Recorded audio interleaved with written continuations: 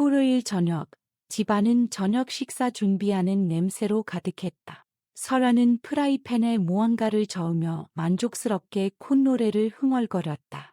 이제 9살 된 아들 지훈이를 부를 시간이었다.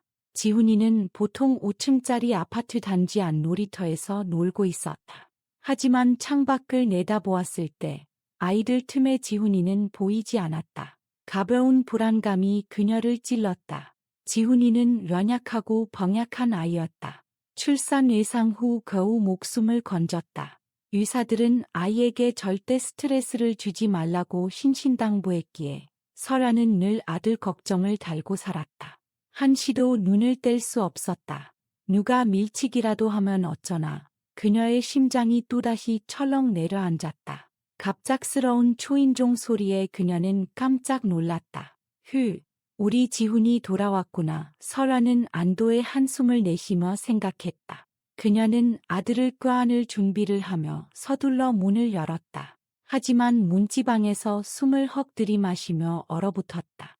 문 앞에는 창백하지만 눈은 멸에들떠 반짝이는 지훈이가 서 있었고 간신히 몸을 가누는 한 남자를 힘겹게 부축하고 있었다. 그는 얻어맞아 퉁퉁 부은 얼굴을 한 노숙자였다.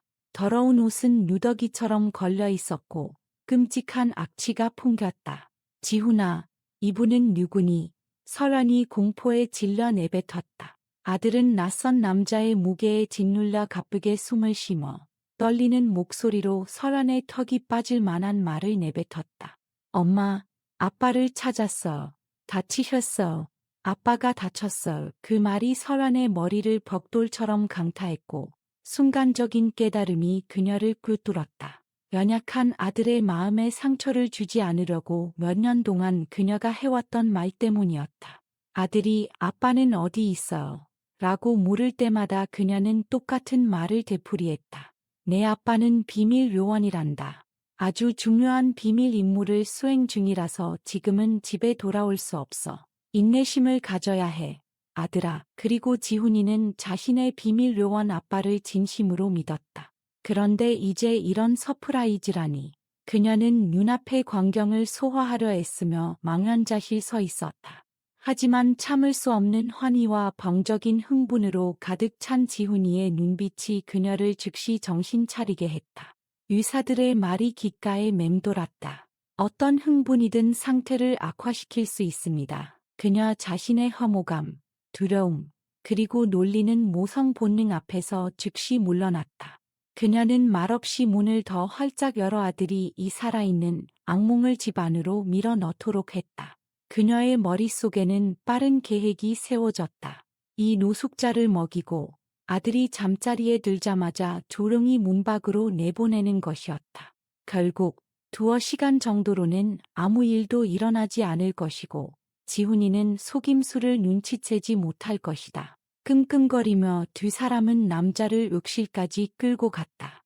그는 몸에 힘이 빠진 채 알아들을 수 없는 소리만 중얼거렸다. 아이는 아빠가 집에 왔다는 행복감에 빛나며 아무것도 눈치채지 못하는 것 같았다. 욕실에서 설아는 단호하게 일을 처리하기 시작했다. 그에게서 찢어지고 더러운 옷을 벗겨낸 후 그녀는 인정사정 없이 차가운 물을 틀었다.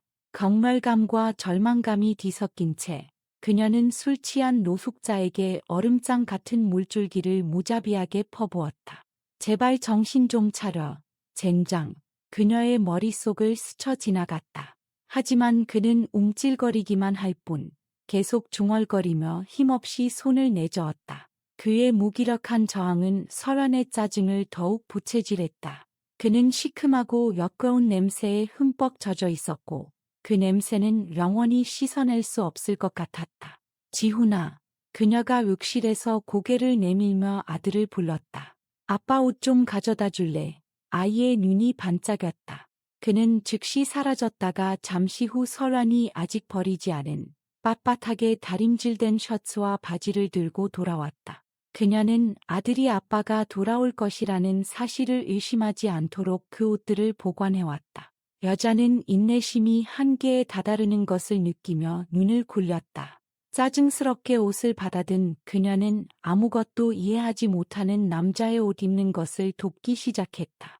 그의 무겁고 뻣뻣한 몸과 중얼거림은 그녀를 미치게 했지만 그녀는 꿋꿋이 계속했다. 문 밖에는 그녀가 눈곱만큼의 일심도 허용할 수 없는 아들이 기다리고 있었기 때문이다. 비틀거리는 남자를 마침내 씻기고 옷을 입히고 머리를 빗겨주었을 때 설아는 문득 그가 완전히 달라 보인다는 것을 깨달았다.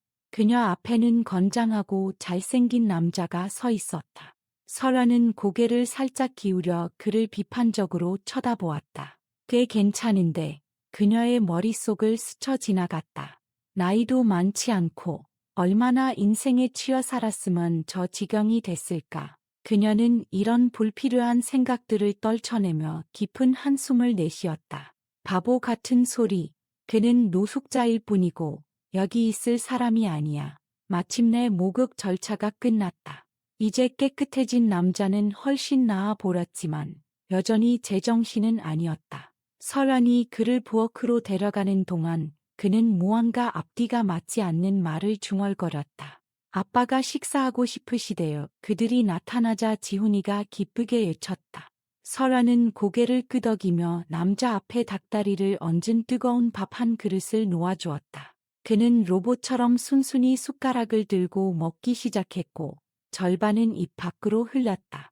이제 아빠가 식사하실 거야. 설안이 아들에게 말하며 낯선 남자를 보지 않으려고 애썼다. 임무 후에 아주 피곤하시거든. 휴식이 필요해. 그러니 아빠가 식사를 마치면 너는 잠자리에 들렴. 아빠는 휴식이 많이 필요해. 하지만 아이는 물러설 생각이 없었다. 그는 남자 맞은편에 앉아 황홀한 눈빛으로 그를 쳐다보았다. 싫어. 아이가 애쳤고 그의 목소리에는 히스테리적인 기운이 섞여 있어 설안을 속으로 움츠러들게 했다. 아빠랑만 있을 거예요. 설안은 반박하려 했지만 이사의 말을 떠올렸다. 아들의 상태가 악화될 수 있다는 생각만으로도 그녀는 입을 다물었다. 지난번 아들이 아팠을 때와 같은 상황이 반복되기를 원치 않았다. 그녀는 조금씩 정신을 차리는 듯한 남자를 보았다. 그의 시선이 조금 더 또렷해졌다. 그가 고개를 들고 무언가 말하려 했지만 설아는 즉시 그의 말을 가로막으며 거의 시소리를 냈다. 다 먹고 아무것도 묻지 마세요. 나중에 다 설명할게요. 남자는 흐릿한 눈으로 그녀를 쳐다보고는 순순히 접시로 고개를 숙였다. 시간이 흘렀다. 설아는 남자가 조금씩 술이 깨는 것을 보았다. 그의 움직임은 더 조화로워졌고 무언가 의미 있는 말을 중얼거리려는 시도도 잦아졌다. 그가 무언가 물으려 할 때마다 설아는 그의 시선을 가로채며 엄하게 말했다. 조용히 하세요. 마침내 남자는 식사를 마쳤다. 지훈이가 즉시 벌떡 일어났다. 이제 잘래요. 하지만 아빠랑만 잘 거예요. 아빠가 옆에서 자야 해요. 설아는 피로와 절망이 자신을 덮치는 것을 느꼈다. 연극이 너무 길어졌다. 이제 그에게 매트리스까지 내줘야 하다니. 이건 정말 말도 안 돼. 그녀는 생각했다. 하지만 아들의 시선은 선택의 여지를 남기지 않았다. 그녀는 낡은 손님용 매트리스를 가져와 지훈이의 방 바닥에 깔았다. 지훈이는 자기 침대에 올라가 곧 잠이 들었다. 설아는 방구석 의자에 담요를 두르고 다리를 모으고 앉아 잠든 두 사람을 바라보았다. 밤새도록 설아는 눈을 붙일 수 없었다. 그녀는 남자가 무슨 짓을 할까 봐 모든 소리에 귀를 기울였다. 새벽녘이 되어서야 반쯤 잠든 상태에서 그녀의 두려움은 피로 속에 녹아들며 조금 가라앉았다. 아침, 첫 햇살이 커튼을 뚫고 조심스럽게 들어올 때 설아는 잠에서 깼다.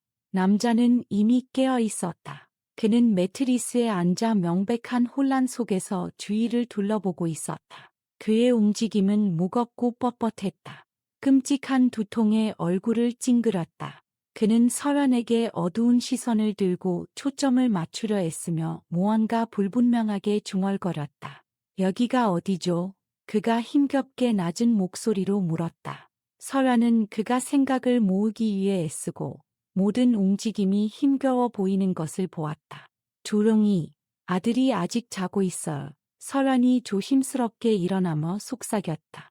그녀는 문을 가리켰다. 부엌으로 가오. 거기서 설명할게요. 그녀는 그를 부엌으로 데려가 식탁에 물 한 잔을 놓아주었다. 남자는 머리가 깨질 듯이 아픈 듯 머리를 붙잡고 개걸스럽게 물을 마셨다. 제 이름은 설환이에요. 그녀가 반쯤 속삭이며 말했다. 당신은요? 민준, 김민준입니다. 그가 마치 말이 고통스러운 듯 쉰 목소리로 말했다.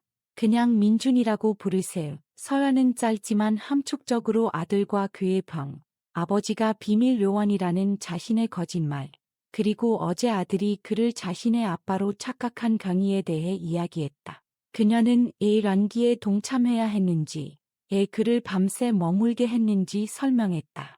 민준의 얼굴에 서서히 이해의 빛이 떠오르더니 이내 일어난 일에 대한 깨달음이 번졌다. 그는 자신을 깨끗한 남의 옷을 아늑한 부엌을 둘러본 다음 설환을 보았다. 알겠습니다. 그가 쓴 웃음을 지었다.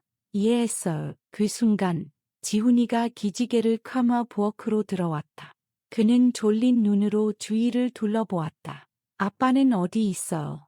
아이가 중얼거렸지만 남자를 보자마자 눈을 동그랗게 떴다. 그의 얼굴이 행복한 미소로 환해졌다. 민주는 아이를 보고 두 팔을 벌렸고 지훈이는 기쁘게 소리치며 그의 품에 안겼다. 민주는 그를 꼭 껴안았다.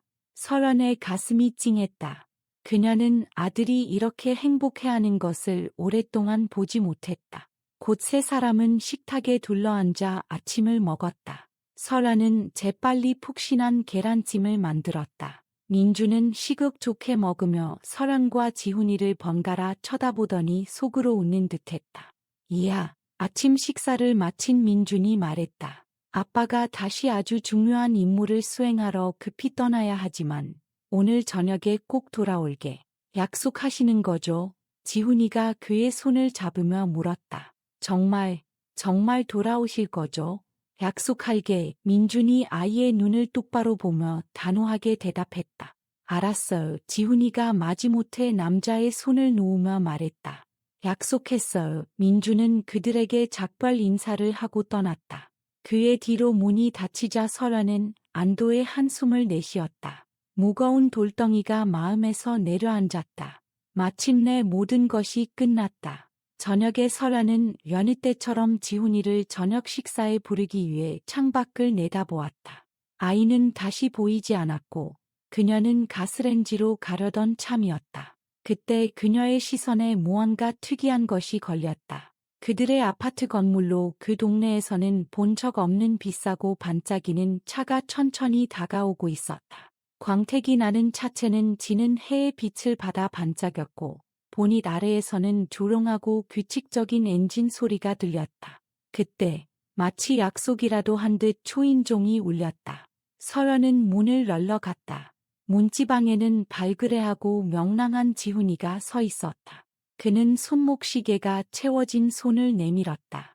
엄마, 부탁하신 대로 제 시간에 왔어요. 아이가 자랑스럽게 말하며 들어왔다. 설아는 문을 닫고 아들의 이마에 뽀뽀했다. 잘했어, 아들. 손 씻고 식탁에 앉으렴. 설안의 말이 채 끝나기도 전에 다시 초인종이 울렸다. 그녀는 문을 열고는 얼어붙었다. 그녀 앞에는 화려한 붉은 장미꽃다발이 있었고 그 뒤로는 비싼 양복을 입은 흠잡을 데 없이 잘 차려입은 신사가 어렴풋이 보았다. 설아는 마른 침을 삼켰다. 그는 바로 그녀가 아침에 집에서 내보냈던 그 민준이었다. 그는 미소 짓고 있었지만 그녀는 한마디도 할 수 없었다. 그녀의 이성은 어제의 노숙자, 아침에 길 잃은 남자, 그리고 이 우아한 낯선 사람을 연결시키려 했었다. 설한 씨, 민준이 말했고 그의 목소리는 깊고 자신감 있었지만 약간의 수줍은 기색이 섞여 있었다. 들어가도 될까요? 그 순간 설안의 등 뒤에서 지훈이가 튀어나와 기쁨에 찬 목소리로 외쳤다. 아빠가 돌아왔다. 설안에게는 다른 선택지가 없었다. 그녀는 그저 말없이 옆으로 비켜서서 민준이 문지방을 넘도록 했다. 집에 들어온 그는 그녀에게 꽃다발을 내밀었다. 이건 당신을 위한 겁니다. 설한 씨, 그는 그녀의 눈을 똑바로 보며 말했고 그의 시선에는 깊은 감사가 담겨 있었다. 당신이 저를 살려주셨어요.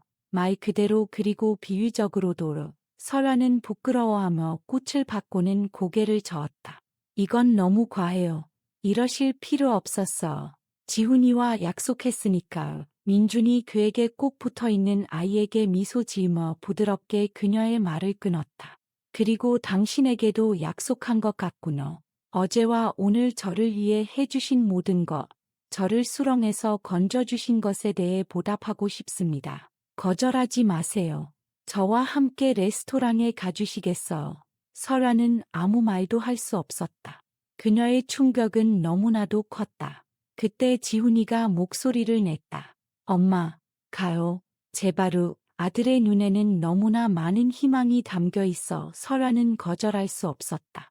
민준이 그들을 데려간 레스토랑은 비싸고 아늑했으며 은은한 조명과 조롱한 음악이 흘렀다. 지훈이는 행복에 가워 호기심 가득한 눈으로 주위를 둘러보았고 설아는 이 호화로운 장소에서 약간 어색함을 느꼈지만 아들을 보며 미소 짓지 않을 수 없었다. 그녀는 부끄러워하며 메뉴를 넘겼다. 저녁 식사 중에 민주는 이전의 어색함 없이 자신의 이야기를 시작했다. 그는 성공한 사업가였지만 1년 전 그의 삶은 무너졌다. 몇 년을 함께 산 아내가 아이들을 데리고 떠났다. 민준의 세상은 뒤집혔다. 그는 의미를 잃고 사업을 내팽개치고 심하게 술을 마시기 시작하며 서서히 바닥으로 추락했다. 어제 지훈이가 그를 발견한 그 도랑에 빠지기 전까지 그는 이 이야기를 담담하게 걱정 없이 말했지만 설아는 그의 말 뒤에 숨겨진 고통을 볼 수 있었다. 그리고 오늘 아침 민준이 포크를 내려놓고 설아를 보며 말을 이었다. 당신 집에서 깨어났을 때 욕실 거울을 보고 문득 깨달았어. 삶은 계속된다는 것을요. 그리고 당신들 두 사람과 함께 아침 식사를 하며 당신의 놀라운 계란찜을 먹었을 때 그가 미소 지었다. 문득 그냥 떠날 수 없다는 것을 깨달았어. 마치 집을 찾은 것 같았어. 그는 설아를 보았다. 그의 시선은 진심과 새롭고 조심스러운 희망으로 가득했다. 설안 씨, 이게 미친 소리처럼 들린다는 거 알아요. 민준이 말했다. 하지만 당신과 지훈이는 제가 잃어버렸던 무언가를 주셨어. 그리고 저는 정말 곁에 있고 싶어요. 설아는 그를 보며 침묵했다. 몇 년 동안 남자들에게 닫혀 있던 그녀의 마음이 갑자기 흔들렸다. 그녀는 눈앞에서 성공한 남자뿐만 아니라 넘어졌다가 일어설 힘을 찾은 한 사람을 보았다. 자신의 실수를 인정하고 처음부터 다시 시작할 준비가 된 사람. 아마도 설연이 오랜만에 가벼운 설렘을 느끼며 조용히 말했다. 당신은 두 번째 기회를 받을 자격이 있는 것 같아요. 민준 씨, 그녀는 그의 손을 잡고 가볍게 쥐었다. 그 순간 디저트 숟가락을 핥던 아이가 그들을 보고 활짝 웃었다.